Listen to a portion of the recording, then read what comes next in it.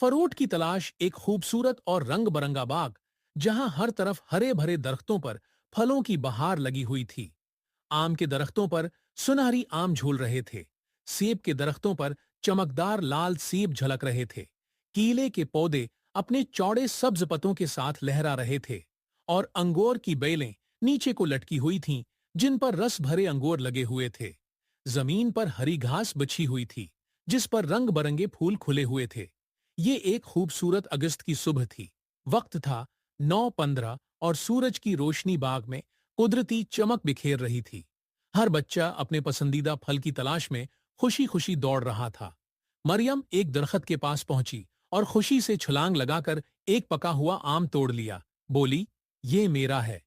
अली ने एक चमकता हुआ लाल सेब देखा और उसे लेकर खुशी से घूमते हुए बोला, वाह, ये तो बहुत मीठा लग रहा है। इधर लिबा और जैनब